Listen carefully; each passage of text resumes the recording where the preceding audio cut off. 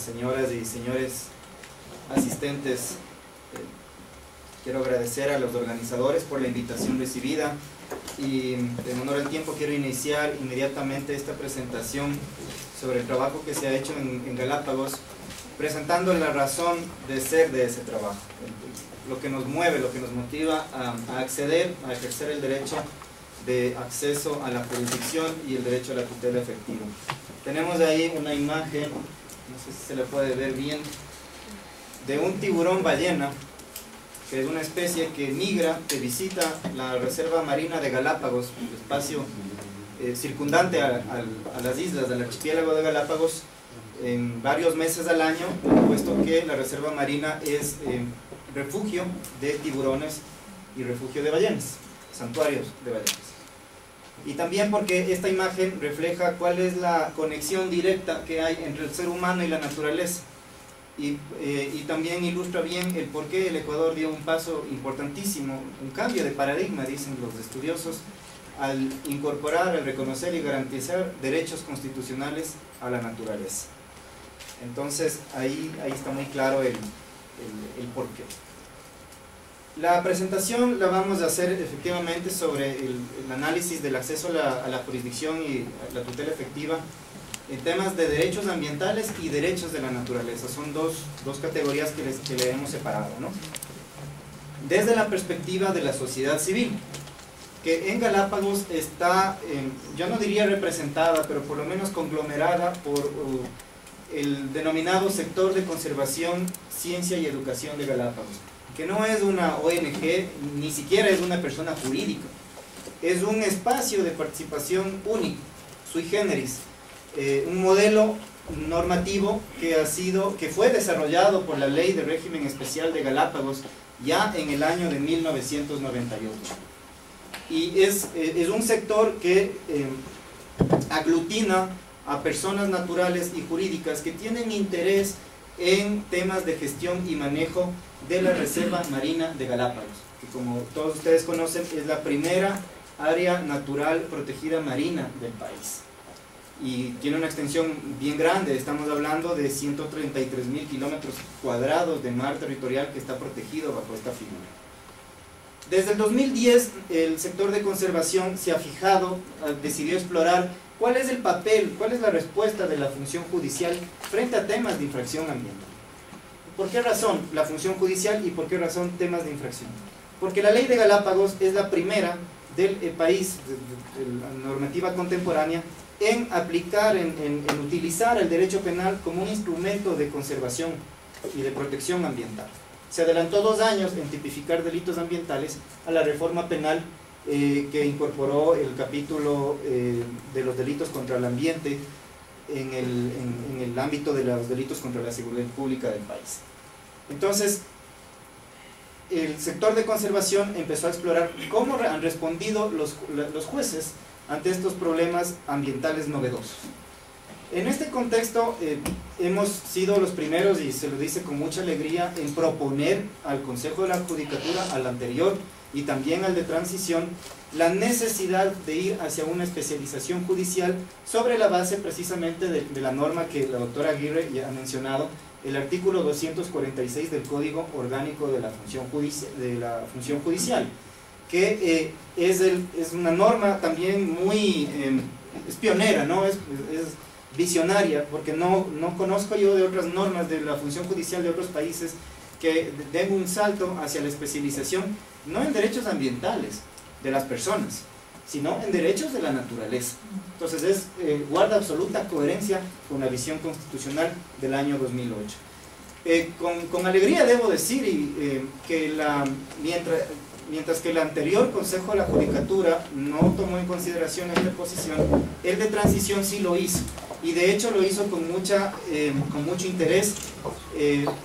Generó un espacio denominado Mesa de Justicia y Ambiente para explorar cómo se puede dar vida a esta propuesta de especialización judicial.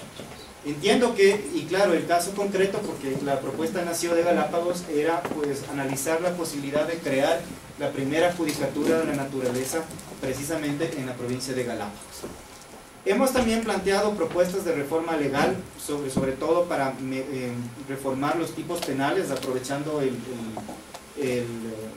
la coyuntura del Código Orgánico el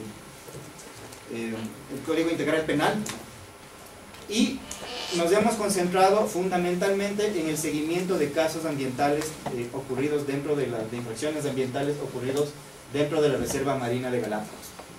No, esto debo aclarar, no lo hemos hecho en condición de veedores judiciales bajo la Ley de Participación Ciudadana, sino más bien aplicando directamente el artículo 397 de la Constitución, que la doctora Aguirre ya hizo referencia y lo vamos a ver más adelante, el derecho de acceso a la jurisdicción para obtener una tutela judicial efectiva. Y también ahora hemos explorado, lo hemos planteado también desde la perspectiva de los derechos de la naturaleza. Como vamos a ver más adelante, la Constitución señala que toda persona, dice la Constitución en el artículo 71, inciso segundo, podrá exigir a la autoridad pública el cumplimiento de los derechos de la naturaleza. Lo que vamos a presentar ahora son dos casos, hemos actuado en algunos otros, en algunos casos, pero vamos a presentar dos casos que me parece que pueden generar algún nivel de interés. ¿Cuál es el fundamento de la acción del sector, de la acción sectorial? El fundamento es el principio 10 de la Declaración de Río de Janeiro sobre Ambiente y Desarrollo, que Daniel Barragán, director del SEDA, ya enunció. Como ustedes conocen, la Declaración de Río de Janeiro es un instrumento de derecho internacional que, de conformidad con el artículo 11 de la Constitución, tiene pues plena vigencia y validez en el país. Este instrumento establece el principio de participación ciudadana ambiental en tres ámbitos: en el ámbito de acceso a la información, en el ámbito de la consulta previa, y un tercer ámbito que recién está estudiándose, en el acceso efectivo a los procedimientos judiciales. Entonces, es concreto el principio 10, enuncia específicamente este tercer pilar. Como menciona un estudioso en la materia, Lalana de Silva, es uno de los tres pilares fundamentales del principio de participación ciudadana: el derecho de acceso a la jurisdicción. Esto es importantísimo, porque desde el punto de vista del derecho ambiental, ya no del derecho constitucional, sino del derecho ambiental, el acceso a la jurisdicción constituye una de las formas de ejercer el derecho de participación ciudadana ambiental. Esta visión del principio 10 fue incorporada al Ecuador mediante las reformas constitucionales del año 96, el tercer bloque de reforma constitucional concretamente. Luego se mantuvo y la sistematización en la codificación del 98, y ahora ha llegado a la Constitución del 2008 con la redacción que está en pantalla, ¿no?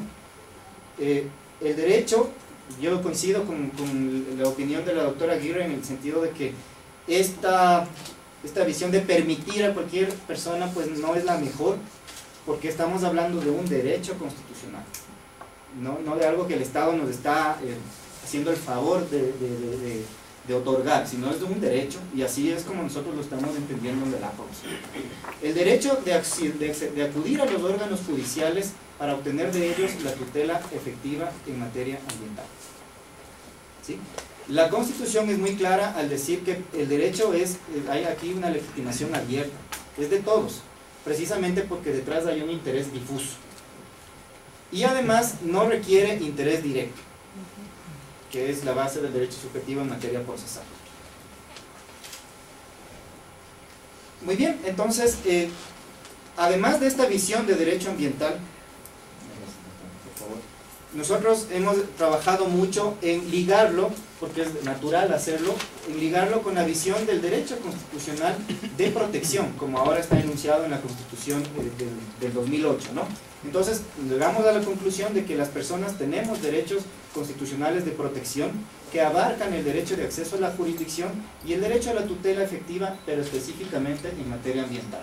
Entonces hemos hecho un ejercicio de concordancia y así se lo hemos planteado a los jueces del artículo 75 y el artículo 397 numeral 1. Y cuando hemos invocado derechos de la naturaleza, lo hemos hecho también en concordancia con el artículo 71. Es decir, el mensaje que nosotros hemos querido enviar a los jueces es que no es un tema únicamente ambiental, que de por sí es suficiente, pero que también es un tema constitucional, es un tema que no solo de debido proceso, sino también es un derecho fundamental. Y esto nos ha servido mucho porque los jueces a veces, cuando son temas novedosos como los ambientales, pues hay una resistencia natural, si se quiere, a lo desconocido, ¿no? Entonces, de esta manera nosotros hemos podido abrir las puertas en el sentido de decirles, oigan, si no quieren verlo como un tema ambiental, pues veámoslo como un tema constitucional. Otros temas constitucionales que hemos argumentado nosotros son los que están en pantalla, ¿no? Hemos siempre acudido ejerciendo nuestro derecho como personas a vivir en un ambiente ecológicamente equilibrado. ¿Por qué? Porque estamos hablando de Galápagos.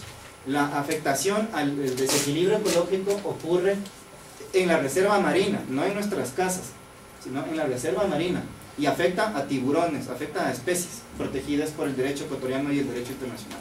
No nos afecta directamente a nosotros, pero de todas maneras nosotros invocamos el derecho a vivir en un ambiente ecológicamente equilibrado, que además está reconocido en la Constitución del Ecuador desde el año 1996. Es decir, tiene ya su historia y su evolución constitucional. Pero ahora hemos estado invocando con mucha fuerza también que los derechos de la naturaleza. Los jueces no deben olvidar que hay derechos que la Constitución del Ecuador, más allá de... nosotros sabemos que hay un debate profundo sobre el tema, pues más allá de ese debate está en la Constitución, pues es necesario empezar a explorar su aplicación como un derecho constitucional más, ¿ya? Entonces hemos alegado siempre también los derechos de la naturaleza. Hemos señalado con mucha fuerza de que la conservación de la diversidad biológica no es una preocupación sectorial de un grupo de personas que tienen preocupaciones por el tema de la conservación, sino que está calificado en la Constitución como un tema de interés público. Esa es la calificación, ese es el estatus jurídico que la Constitución le ha dado a la diversidad biológica en nuestro país. Y finalmente, esto que acabamos de hablar, de que la doble faceta del derecho de acceso a la jurisdicción en el ámbito ambiental.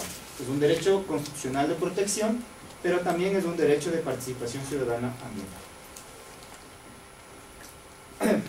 Hay ilustraciones de las especies de Galápagos. Los tiburones en Galápagos, es importante señalar, son especies protegidas por el derecho ecuatoriano, y en algunos casos, en algunas especies, son especies protegidas por tratados internacionales.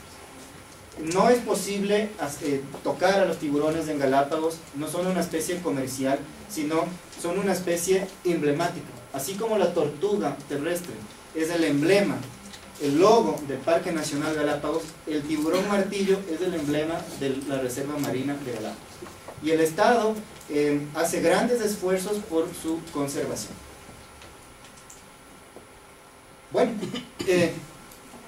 gracias. Vamos avanzando. Las actividades que hemos desarrollado en tema de acceso a la justicia se han enfocado exclusivamente al tema penal. ¿Por qué el derecho penal? Porque ya se había mencionado que el tema de la legislación de régimen especial de Galápagos es la primera experiencia legislativa en nuestro país que aplica el derecho penal como instrumento de protección ambiental. Y hay algunos tipos penales que establece la legislación, pero para efectos de la charla nos vamos a concentrar en dos. Las actividades pesqueras no permitidas dentro de la reserva marina son infracción penal, no solo administrativa, ¿no?, sino penal. Estamos hablando concretamente de pesquería industrial. No se puede hacer pesquería industrial en la reserva marina de Galápagos. Esto fue materia incluso de una demanda de inconstitucionalidad que ratificó que esta idea era necesaria para ir hacia la protección del interés colectivo en materia ambiental en el Ecuador. Tampoco se puede capturar especies marinas protegidas dentro de la Reserva Marina de Galápagos. Concretamente, los tiburones. No se puede capturar. No son especies de comercio, sino son especies protegidas. Bueno, antes de explicarles qué hemos hecho en Galápagos en los dos casos, quiero citar a un jurista argentino, Caferata, que está muy ligado a la visión judicial del derecho ambiental.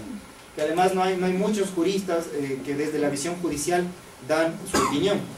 Este jurista señala que el derecho ambiental se aloja en intereses plurales, supraindividuales, colectivos en definitiva. Lo que provoca que todas las herramientas jurídicas clásicas, tradicionales, dejen de funcionar en este marco. Es necesario entonces redefinir, reformular a partir de la emergencia de los llamados intereses difusos. Y eso es lo que nosotros hemos querido hacer en Galápagos. Estamos conscientes de que el derecho ambiental plantea francamente algunos retos a las ideas clásicas del derecho.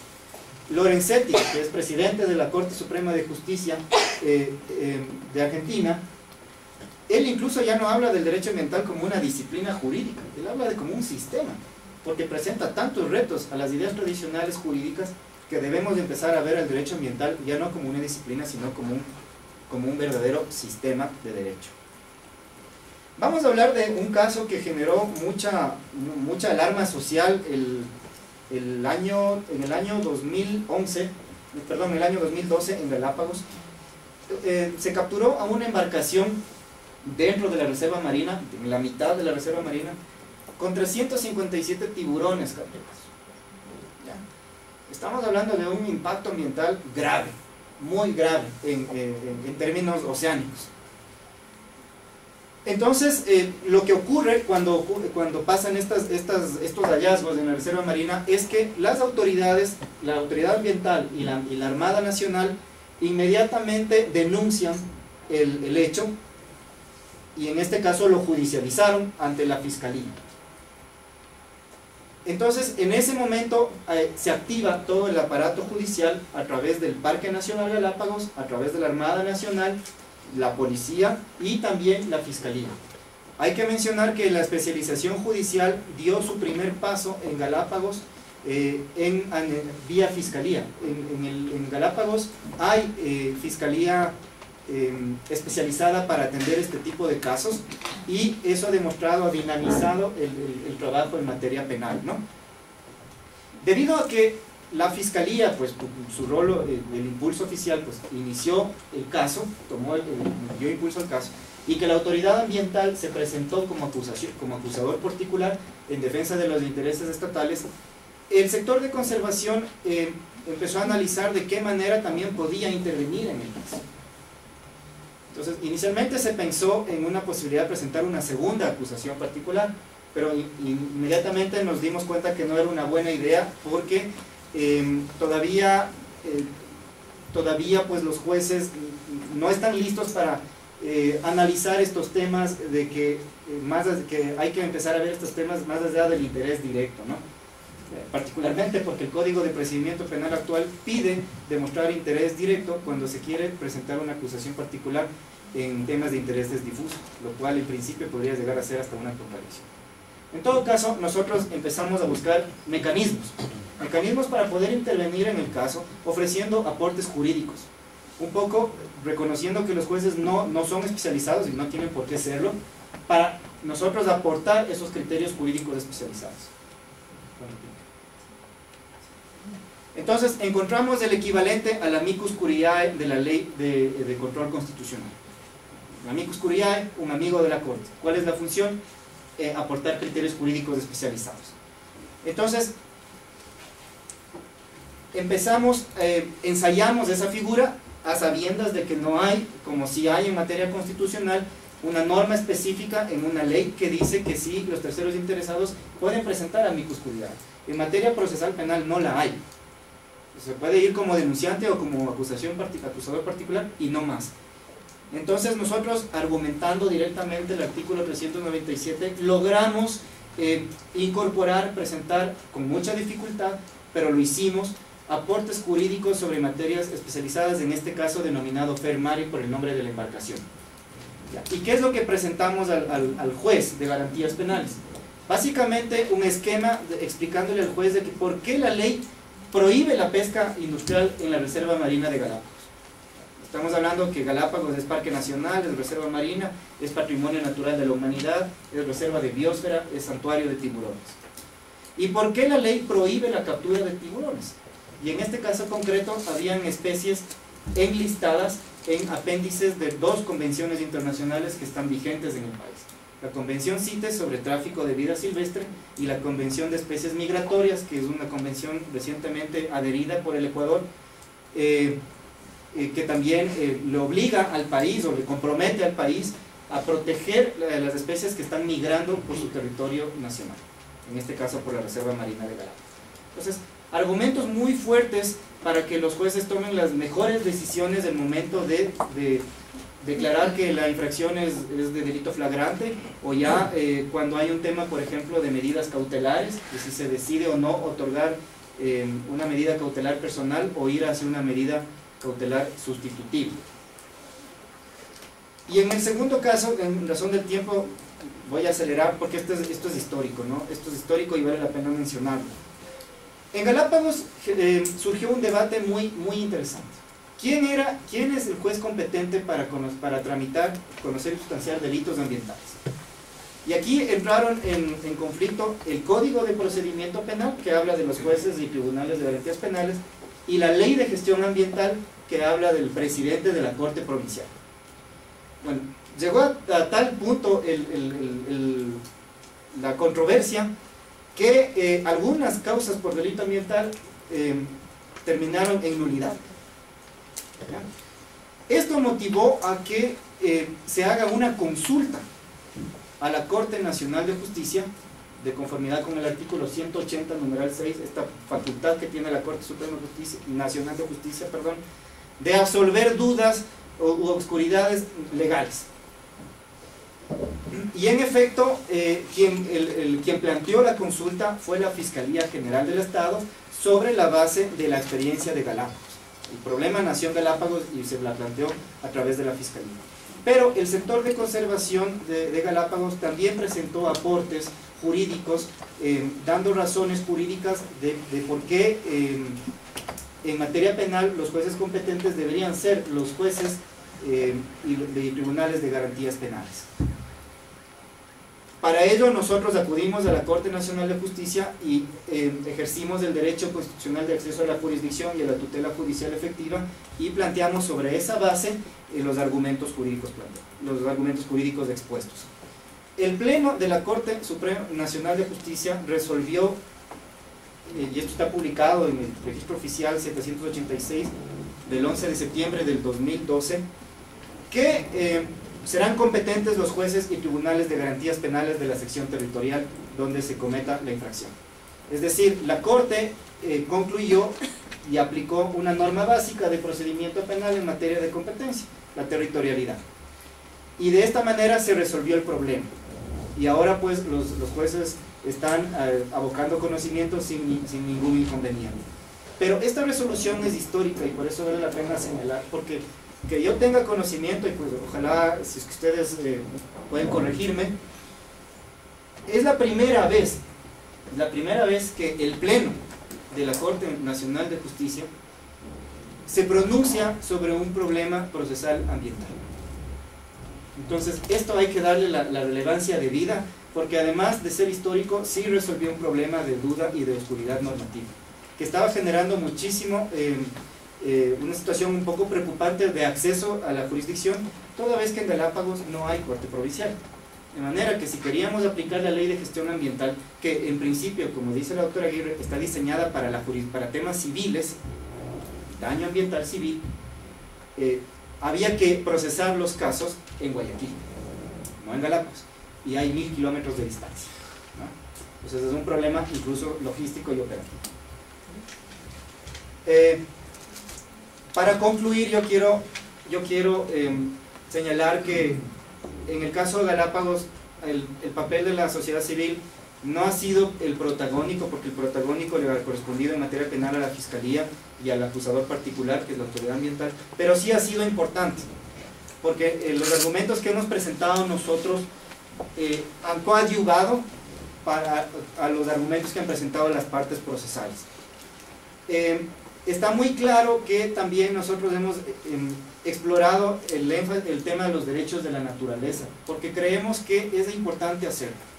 Es importante trascender el debate de si fue una buena idea o mala idea y empezar a aplicarlos y ponerlos en práctica. Y nosotros creemos que no es la ley, no va a ser la función legislativa la que dé luces sobre los derechos de la naturaleza, sino que van a ser los jueces.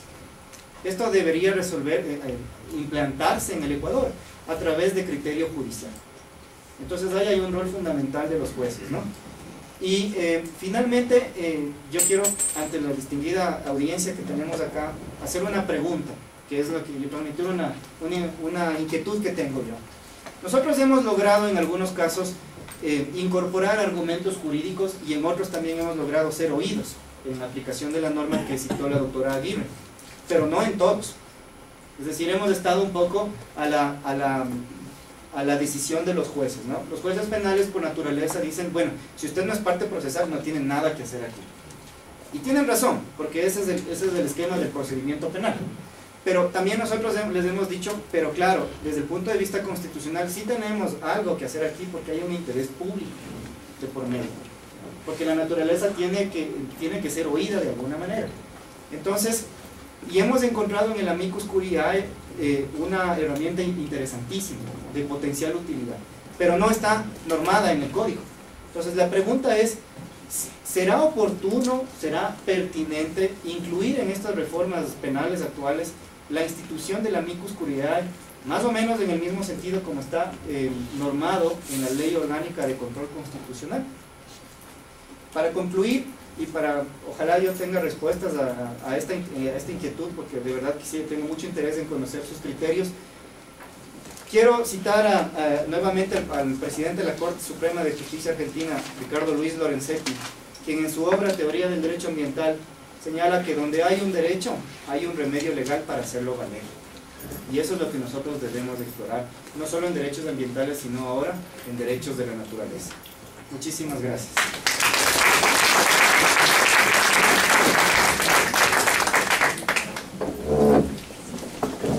Finalmente tenemos la exposición